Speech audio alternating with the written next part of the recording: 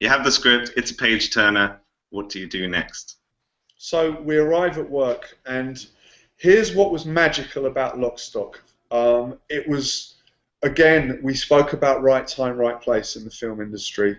We also spoke about making our own luck. Well, look, Arthur made his own luck. You know, he went to work for 12 weeks for nothing. I made my own luck cutting my teeth on commercials, working my butt off and finding a very, very experienced boom op and taking direction from him, not thinking I knew it all. But, still, there's an element of right time, right place. And what happened on Lock Stock was it became evident the first morning that we all turned up on the shoot. For instance, Tim Morris-Jones, I knew. He was 10 years older than me. Okay, so he must have been around 37 years old. Still a young DP. He was a massive music video commercials DP already. Okay, he was the guy, but he'd never done a feature film, or if he had, something real small. Okay, he'd never done a proper finance feature film. He was the DP. His camera operator, Peter Wignall, was exactly the same. He was the music video Steadicam operator, doing all of the funky moves, and all of the big crane shots on all of the, and there was a lot of money in music videos at that point. Okay, people were making really, really fresh music videos.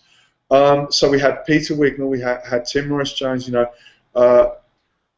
the production designer, everyone who Guy had assembled was at the top of their game in either music videos or commercials. And what you could kind of smell on that set, and it kind of sounds weird, and it wasn't like everyone was walking around thinking they were brilliant, but everyone was walking around and you could almost smell the fact that they needed this movie to be a success for their careers.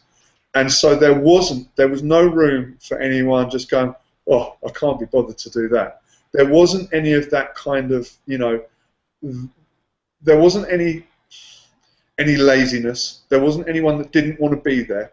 There wasn't anyone that didn't want to do the very, very best possible job, not just for their department, but for the whole movie.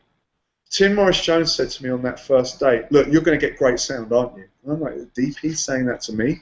And I said, yeah, but that's a strange comment. He said, no, it's not strange. He said, I want to help you. If you have problems, I want you to let me know so that we can work them out together. I said, Tim, this is great, but why?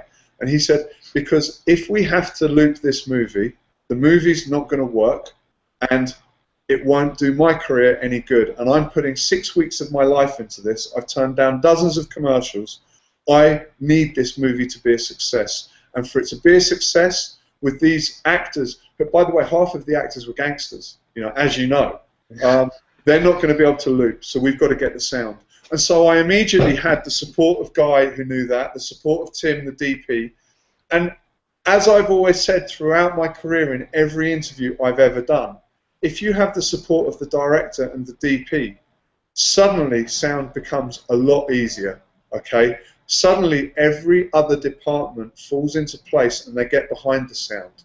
Okay, when you have a director or a DP that blows sound off and kind of just it's not my problem, that's when the other issues begin and it becomes a lot more difficult to get great dialogue on a movie set.